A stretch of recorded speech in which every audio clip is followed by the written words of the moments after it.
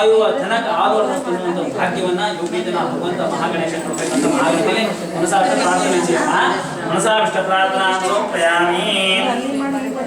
ಗಚ್ಚ ಗಚ್ಚ ಸುರಾಶ್ರೇಷ್ಠ ಸ್ವಸ್ಥಾನಂದರೇಶ್ವರ ಯತ್ರ ಬ್ರಹ್ಮದೇವ ಯತ್ರ ಗಚ್ಚಗಣಾಯ ಪ್ರಸಿದ್ಧಾಯ ಮಹಾಗಣಪತಿ ನಮಃ ತಾಸಾಂತ ವಿಶ್ವಾಯಾಮಿ ಶ್ರೀಮಾಂತಂ ಗುಣರಾಗಮಾಯ ಕಲಶಮೂರ್ತಿ ಮಹಾವಿಷ್ಣು ನಮಃ ಅಷ್ಟಲಕ್ಷ್ಮೀ ನಮಃ.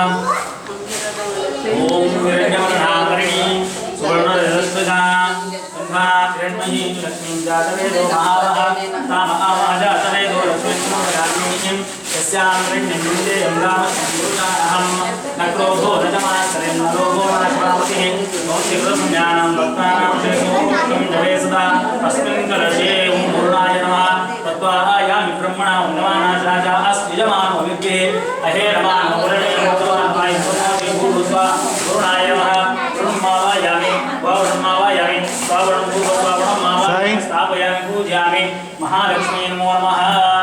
गौरी विमाय सर्गानि तक्षते गौरीपदे साधुष्टे अष्टापदे नवपदे भूश्री सहस्राक्षरावरणमें योमन्न लक्ष्मी नमो नमः. आवाहन स्वागतं स्वागतं स्वागतं मंड स्वागतं स्वागतं सुस्वागतं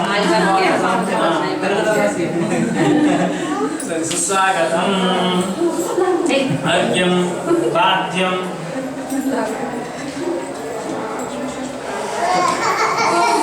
पाद्यं समर्पयामि अस्यो अर्घ्यं समर्पयामि इति आर्घ्यं समर्पयामि समर्पयामि स्नानं समर्पयामि श्रीरामलक्ष्मण कवದು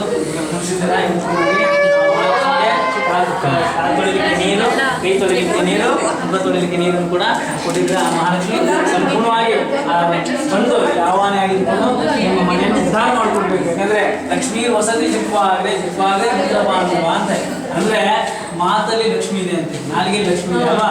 ನಾಳೆ ಚೆನ್ನಾಗಿ ಮಾತಾಡಕ್ ಬಂದ್ರೆ ಒಳ್ಳೆ ಸಂಪಾದನೆ ಮಾಡುವುದು ಅಲ್ವಾ.